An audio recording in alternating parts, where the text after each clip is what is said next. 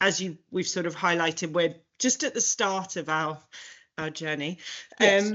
So first question we're interested to know is, so when you get your phase one audit and you potentially have a major non-conformity, are there any actions that we could target that would tip it into a minor non-conformity? So if we know we've got some like big clangers that probably aren't going to get totally fixed by the time we get the audit, is there anything like that we could do where demonstrating that it's on the risk register, we've raised it at appropriate boards, do they have a sort of structure of what they look for to move it from major to minor?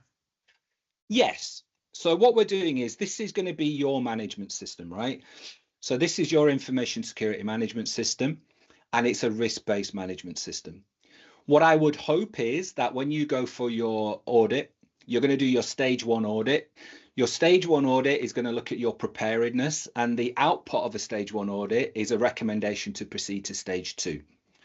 What they're looking at in stage one is, does it look like you have an effective information security management system? So there shouldn't be anything in the management system in 27001 that you don't have when it comes to the stage one audit, because that's about policy, it's about roles, responsibilities, it's about continual improvement, it's about risk assessment and risk register, all that good stuff that makes up your management system. So it should not be the case that you reach stage one and you haven't done something. And if you know you haven't done it now, then you're not ready, then I wouldn't go for your stage one. Yeah, okay.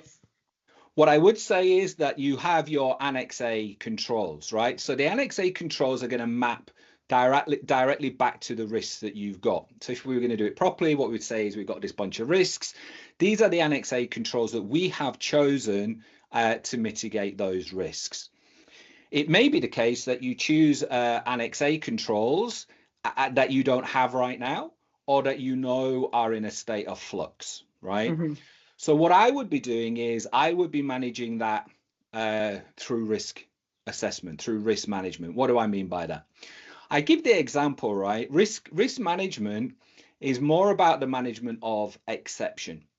So if I say that all of my hardware is fully supported, all of my hardware is fully patched, all of my hardware has antivirus and is encrypted, and that is my policy statement, that is my direction of travel. But the example that I give on my videos is, but I know I've got this one Windows 98 machine over here. I know it. Now, I am not going to hurt myself by saying, right, that Windows 98 is going to be upgraded. We need to spend millions of pounds. What I'm going to do is I'm going to manage it via risk assessment. So I'm going to add it to my risk register as an exception. And I'm going to say, look, this is an exception, right? We have this Windows 98 machine. We need it for whatever reason. And then what I'm going to do is I'm going to document my compensating controls around that. So what do I mean by that? You might have a one-to-one support contract with an individual that can support it. You might have it on an isolated network. It might not process confidential data. There may be a number of compensating controls that you have around that. And then what I'm going to do for that exception is I'm going to present a plan. What is my plan to remediate? 12, 18, 24 months, whatever it may be. So what I'm demonstrating to the auditor, which is what they should be auditing, is I have an effective management system. I have an effective risk-based management system because I've identified what the risk is and I'm mitigating the risk.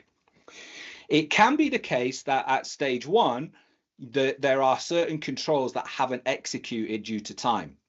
So I give you the example, right? You might say at stage one, we haven't done our annual business continuity test and our annual disaster recovery test. It's a control for us, but we haven't done it. You're doing my audit in February. My plan, as always, is to do it in July. And therefore, by the time you come back for stage two, I will have done it, right? Yeah. So you will get a little bit of leeway. So what if it is a case that you have a control that you totally don't have, you're never going to have, and then you enter into stage one and stage two for it, then the question would be is, why did you choose it? Yeah. The better way to do it would be to justify its exclusion and say, for us, this control doesn't make sense. So the examples that I give there, easy ones, if we're fully remote, then all of the physical security controls are out. Physical entry and perimeter defense and monitoring, they're out, right? I don't have anything. If I don't do software development is out.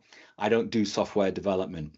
So for me, it would be dependent on the specifics of what it is that you're asking for.